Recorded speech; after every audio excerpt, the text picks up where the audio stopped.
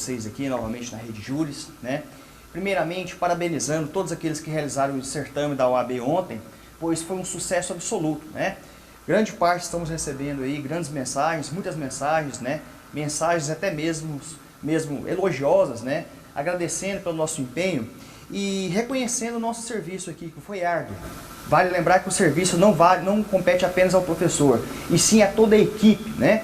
Nós apenas passamos algumas informações. Cabe a você, aluno, realmente lutar para conseguir aquele seu ideal. Então, se você já foi aprovado, já está na segunda fase, meus parabéns. Você merece todas as congratulações, porque você, né, soube disciplinar, soube dosar a sua matéria, soube direcionar o seu foco. A você que está aí muito preocupado, porque está faltando uma questão, duas questões, vamos observar quais foram as polêmicas. Primeiramente, lembrando que das 10 questões de direito civil, certo? 10 questões de direito civil, 9 foram comentadas em sala de aula pela equipe Juris, certo? Pela equipe de direito civil. Muito bem, não só em sala de aula, como também no Superjuris. Só no Superjuris dava para matar aí 4 questõezinhas que nós comentamos aí um dia antes da prova, no sábado à noite. Muito bem, questão polêmica, né? Questão de número 37, lá da prova branca. Prestem atenção, vamos ler o seguinte. Pedro, menor impúbere e sem o consentimento de seu representante legal, celebrou contrato de mútuo com Marcos, tendo este lhe entregue a quantia de R$400 a fim de que pudesse comprar uma bicicleta. Presta atenção para tudo. Vamos observar. Pedro, menor impúbere, sublinha aí. Menor impúbere. Absolutamente incapaz, certo? A partir do momento em que deparamos com uma pessoa absolutamente incapaz assinando contrato de mútuo, você já tem que fazer o quê? Acender, né, o sinalzinho de alerta. Algum defeito tem aí, algum problema tem. Muito bem, o examinador não foi muito feliz, porque ele fez o seguinte, olha a pergunta do examinador. A respeito desse caso, assinale a alternativa incorreta. Incorreta. Muito bem. No gabarito preliminar, a FGV postou ontem à noite que o gabarito seria a letra A, né? Ou seja, o mútuo poderá ser reavido somente se o representante legal de Pedro ratificar o contrato. Muito bem. O que talvez tenha induzido a própria FGV a marcar, né, essa alternativa como a correta da questão, né, ou seja, a incorreta, seria a palavrinha somente. Sempre que você deparar numa prova com a palavrinha somente, apenas, jamais, cuidado, né, pode ter algum equívoco ali. Mas muito bem, certo? Observando as outras questões, as outras alternativas, a B, a C e a D, percebe-se que elas não estão totalmente corretas. Tudo bem? Elas não estão totalmente corretas. Veja bem, olha lá, letra D, por exemplo. O mútuo também poderia ser reavido caso Pedro tivesse obtido o empréstimo maliciosamente. Gente, presta atenção. Pedro, absolutamente incapaz, menor impúbere. Se ele fosse relativamente incapaz, certo? Essa alternativa realmente estaria totalmente correta, mas a letra D está equivocada. Então, olha, pode procurar a Rede Juris aqui, tá? Fique à vontade, vamos explorar os professores da Rede Juris e vamos cancelar essa questão, porque a alternativa D, certo? Possui, certo?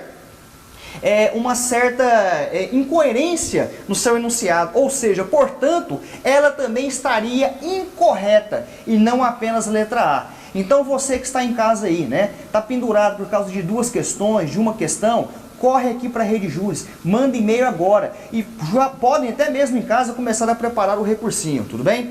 Em relação às outras questões, meus amigos, olha, letra de lei, comentamos em sala de aula. Aluno da OAB, leia a lei. Questão 38, foi um sucesso, né? Foi comentado em sala de aula, foi pura letra de lei. Eles marcaram ali, né, aquela questãozinha. A transmissibilidade de obrigações pode ser realizada por meio de documento, de ato denominado cessão. Muito bem.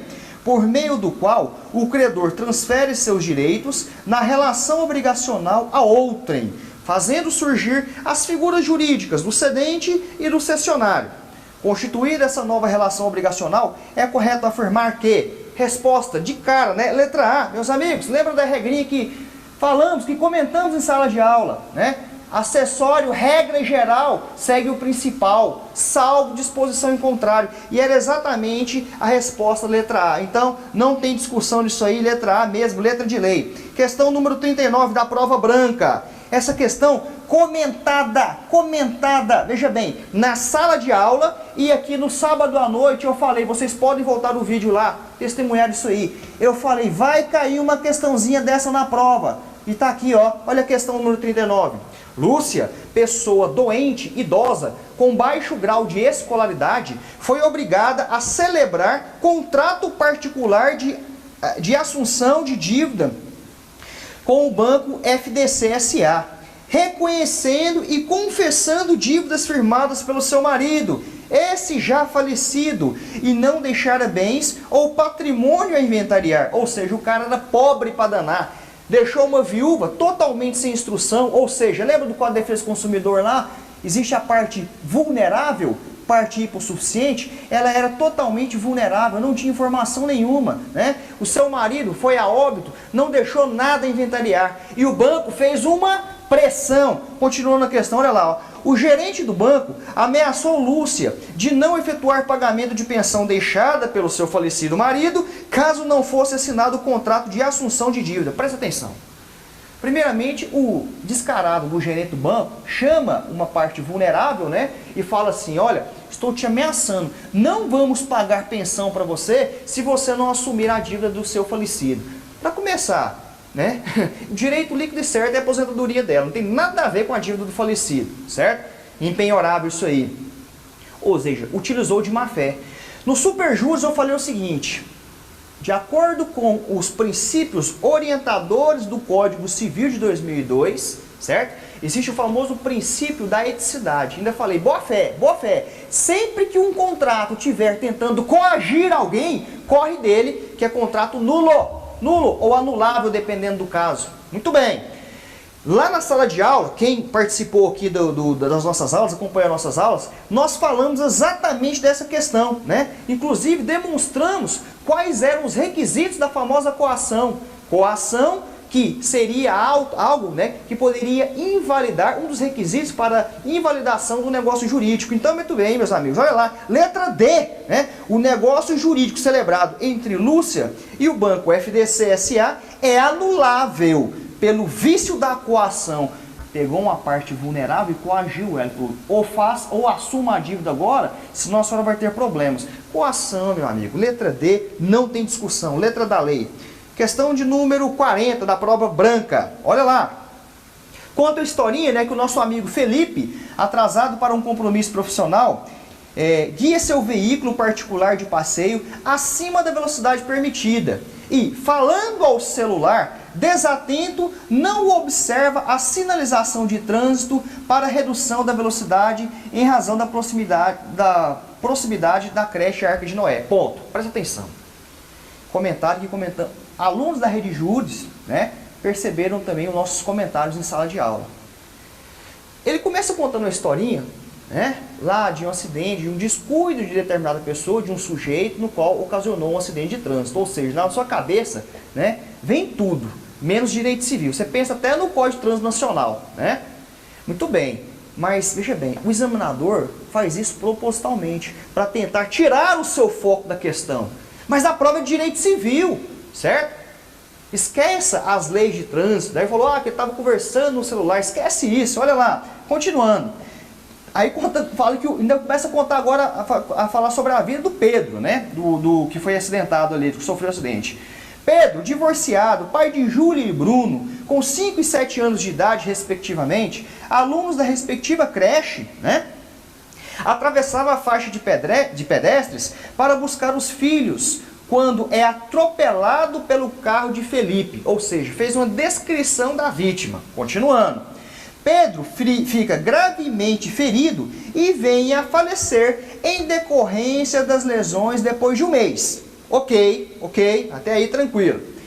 Maria, mãe de Júlia, certo? Mãe de Júlia e Bruno, agora privados do sustento antes pago pelo genitor falecido, a juíza demanda reparatória em face de Felipe, que está sendo processado no âmbito criminal por homicídio culposo no trânsito. Muito bem, vamos observar agora questãozinha, né, de número 40. Gente, de cara, vai lá no artigo 186 do nosso famoso Código Civil, certo? Responsabilidade civil. Responsabilidade civil. Todo ato ilícito é passivo de responsabilização civil. Pronto, acabou, matava a questão. Olha a letra A, que maravilha, né? Letra de lei. Felipe indenizará as despesas comprovadamente gastas com 1 mês de internação para o tratamento de Pedro, alimentos indenizatórios a Júlia e Bruno, tendo em conta a duração provável da vida do genitor, sem excluir outras reparações, a exemplo das despesas com sepultamento e luto da família. Artigo 186 do Código Civil, letra de lei, tudo bem? Não tem discussão nessa questão, está corretíssimo o gabarito dos nossos amigos lá da FGV. Muito bem, questão de número 41, vamos lá, olha lá. Ari, celebrando contrato de compra e venda com um amigo, né, de imóvel com Laurindo, e mesmo sem a devida declaração negativa de débitos condominiais, conseguiu registrar o bem em seu nome. Ocorre que, no mês seguinte à sua mudança, Ari foi surpreendido com a cobrança de 3 meses de contas condominiais em atraso. Inconformado com a situação, Ari tentou, né, sem sucesso é óbvio, né, entrar em contato com o vendedor, para que este arcasse com os mencionados valores. Gente, letra da lei, presta muita atenção. Vamos lá para a letra D direto, olha lá. Lógico que ele vai ter que pagar as despesas condominiais. Quem assistiu às nossas aulas aqui de Direito Civil, né, principalmente na parte contratual, falamos das famosas, não, na Teoria Geral das Obrigações, parte contratual não, na Teoria Geral das Obrigações, falamos, né, das obrigações propter rem, são aquelas que seguem a coisa. Veja bem, ele estava devendo, tinha algumas dívidas, né, de condomínio, despesas condominiais. Despesas condominiais, foi dito em sala de aula aqui na Rede Júris, ó, são despesas, são obrigações propter rem, ou seja, elas sempre seguirão a coisa, independentemente de quem as adquira, tudo bem? Então, não tem discussão, letra D, vai ter que pagar a continha mesmo. Muito bem, 42. Olha, também estamos diante de uma letra de lei, presta atenção, né? Jeremias e Antônio moram cada um em uma margem do rio, né, Tatuapé. Com o passar do tempo, as chuvas, as estiagens e a erosão do rio alteraram a área da propriedade de cada um. Dessa forma, Jeremias começou a se questionar sobre o tamanho atual da sua propriedade. Se houvesse aquisição, né, se houve aquisição ou diminuição. O que deixou Antônio enfurecido, pois não havia feito para prejudicar Jeremias. Ao mesmo tempo, Antônio também começou a notar diferenças em seu terreno, né, na margem do rio. Ambos questionam se não deveriam receber alguma indenização do outro. Gente, presta atenção. Letra da lei, tudo bem? Estamos direto da letra da lei. Letra A, não cabe discussão na 42. Trata-se de aquisição por aluvião, uma vez que corresponde a acréscimos trazidos pelo rio de forma sucessiva e imperceptível, não gerando indenização a ninguém. Ou seja, são fenômenos da natureza, pessoal, certo? Lembra de aluvião? Aluvião, lembra, para você matar uma questãozinha, lembra lá do ouro de aluvião, né? Aquele encontrado ali nas margens de quê? Nas margens dos rios. Muito bem. Com o desgaste, com aquele procedimento erosivo normal, natural, com certeza, né, existe o quê? Desprendimento de terras de um lado, das quais são levadas para outra margem do rio. Ou seja, talvez acrescendo ou diminuindo o quê? A propriedade de alguém, certo? O imóvel de alguém. Então prestem muita atenção, estamos diante de uma questão ligada a aluvião, questãozinha simples, que também letra de lei e não cabe nenhuma discussão, tá? Questão 42, automaticamente, letra A, corretíssima. Vamos agora, pessoal, para a nossa questão 43, estamos acabando, vamos lá. 43, Antônio, muito necessitado de dinheiro, decide empenhar uma vaca leiteira para iniciar um negócio, acreditando que, com o sucesso do empreendimento, terá o animal de volta o quanto antes. Muito bem. Maior fria do mundo, né? Mexer com esse tal de empenho. Às vezes você não consegue cumprir com sua obrigação. Foi o que aconteceu aqui. Olha o que aconteceu lá. Ó. Questão de número 43. Olha a letra D. Caso o credor pignoratício perceba que, devido a uma doença que subitamente atingiu a vaca leiteira, sua morte está próxima, né? O Código Civil 2002 permite a sua venda antecipada mediante o quê? Mediante prévia autorização judicial. Situação que pode ser impedida por Antônio por meio da sua substituição. Ou seja, também estamos dentro da letra da lei, tudo bem? Uma obrigação, certo? Foi um contratinho, certo? Feito entre pessoas. Houve o penhor de algo, penhor que está lá nos direitos reais também. E a lei, o Código Civil nos deixa bem claro que também não existe discussão acerca dessa 43. Isso foi corretíssimo, né? O entendimento do examinador lá da nossa FGV. 44, questão muito fácil, meus amigos, muito fácil, né? Não podemos perder, né? Dar bobeira com questões fáceis desse estilo aqui. Olha lá. João e Joana são pais de Mila, né? De 9 anos, e de Letícia, 8 anos. João mudou-se para Maringá depois do divórcio e levou sua filha mais nova para morar com ele. Nas férias escolares, Letícia quer ir ao Rio de Janeiro visitar sua mãe, enquanto Mila deseja passar seus dias livres com seu pai em Maringá. Muito bem, foi um misto aqui, ó. Foi um misto, né? De algumas responsabilidades dentro do direito civil, mas estamos diante de uma questãozinha ligada ao Estatuto da Criança e Adolescente. Olha lá, questão 44, letra C, olha a resposta. Letícia poderá viajar desacompanhada dos pais por todo o território nacional se houver autorização judicial. Por que tem que ter autorização judicial? Olha a idade dela, menor de 12 anos. Menor de 12 anos somente por meio de autorização judicial, ok? Que poderá ser concedida pelo prazo de 2 anos.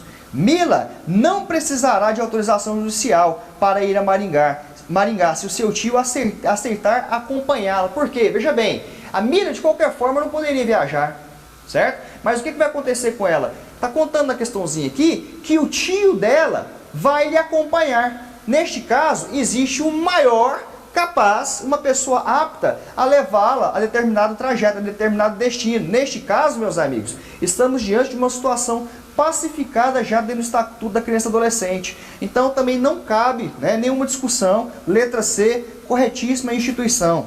Vamos lá nas duas últimas questões, né, da nossa prova. Presta atenção. Pessoal, a questão de número 45, presta atenção. É uma questão, é uma matéria de ordem pública. Matéria de ordem pública, que está onde? Lá no Estatuto da Criança e Adolescente também. Tudo bem? Lá no Estatuto da Criança e Adolescente. Veja bem, estamos diante daquelas aulinhas que vocês viram aí, né? Que vocês perceberam aqui na Rede Júris. Estamos diante do princípio da proteção integral do menor. Tá? Princípio da proteção integral do menor. Olha lá, questão 45, olha o que nos diz o enunciado. Vilma, a avó materna do menor, Oscar, de 15 anos de idade, pretende mover a ação de suspensão do poder familiar em face de Dionísio e Paula, pais do menor. Muito bem. Argumenta que Oscar estaria na condição de evasão escolar e os pais negligentes, embora incansavelmente questionados por Vilma quanto a consequências negativas para a formação de Oscar. Pessoal, lá no direito de família, vocês viram aqui na Rede Júris, né, a questãozinha do poder familiar. Poder familiar deve ser exercido por ambos os pais de forma sempre responsável, certo?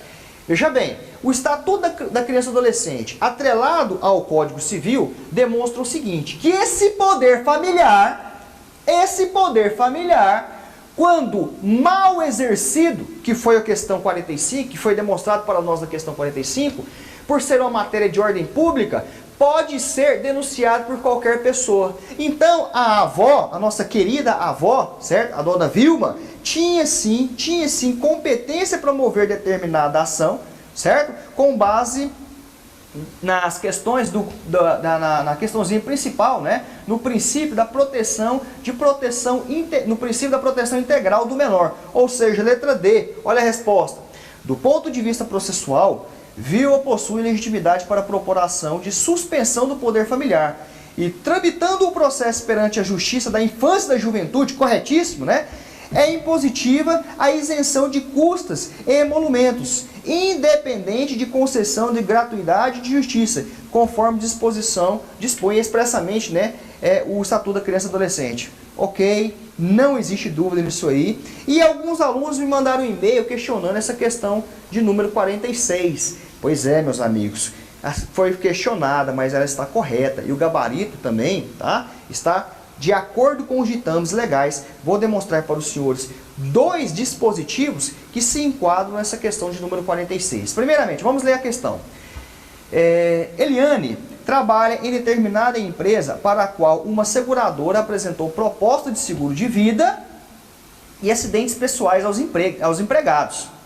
Eliane preencheu o formulário entregue pela seguradora e dias depois recebeu comunicado escrito informando, sem motivo justificado, você tinha que sublinhar isso aí, ó, sem motivo justificado, a recusa da seguradora para a contratação por Eliane. Aí muita gente me perguntou, pessoal, mas ela não chegou a assinar o contrato, ela só preencheu. Veja bem, isso aqui, questão 46, um misto de direito civil, parte contratual, e Código de Defesa do Consumidor. Meus amigos, presta atenção. Existe um artigo, um dispositivo no Código de Defesa do Consumidor, artigo número 48, que fala da vinculação. Ofereceu proposta, meu amigo, vinculou, dançou.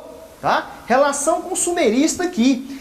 E também nós temos que perceber o que? O artigo 422 do Código Civil, ela preencheu a proposta, ela agiu de boa fé, certo? O Código Civil nos demonstra no artigo 422 que os contratantes devem ter boa fé e que o oferecimento de determinada oferta vincula aquele fornecedor, ou seja, está lá no 48 do Código de Defesa do Consumidor. Então, olha a resposta, letra A. Eliane pode exigir o cumprimento forçado da obrigação nos termos do serviço apresentado, já que a oferta obriga a seguradora e a negativa constitui prática abusiva pela recusa infundada de prestação de serviço. Corretíssimo, pessoal. Turma, resumo da ópera. Prova de direito civil. Prova de direito civil, primeira fase. Quem fez rede júris, certo? Conseguiu fazer pelo menos 80% da prova. Por quê? Facílima. Facílima. Todos os temas demonstrados nesta prova foram discutidos em sala de aula. Foram discutidos em sala de aula, tá? Estamos aqui felizes, né? Pois a aprovação, estamos recebendo aí muitos telefonemas, né? Muitas mensagens de alunos aí satisfeitos, já preparando para a segunda fase. E você que já está na segunda fase, corre aqui para a Rede Júris, tá? Vamos fazer a inscrição, vamos estudar, vamos trabalhar e vamos pegar logo essa carteirinha da OAB, tudo bem? Vamos ficar livre disso aí. Já bem, se por acaso dessa vez você não conseguiu, você que está aí meio desanimado, realmente fica desanimado, isso é normal, certo? Mas veja bem, o desânimo deve durar apenas um dia, só hoje, só hoje. A partir de amanhã, um novo dia. Vamos levantar a cabeça, certo? Corre aqui para a Rede Júris, vamos fazer já, começar a estudar para o próximo certame e vamos passar. Não desanime. Talvez, se você não conseguiu passar agora, você perdeu apenas o quê? Uma pequena batalha, certo? Mas você não perdeu a guerra ainda. Então, calma, a vida é longa, vamos lutar, vamos trabalhar, você é capaz, você tem potencial e aqui você pode ter, com certeza, a melhor equipe, né? A equipe que lhe trará todo o norte, né? Todo um direcionamento correto para o seu sucesso. Meus amigos, um abraço a todos, fiquem com Deus, né? Estamos aí à disposição.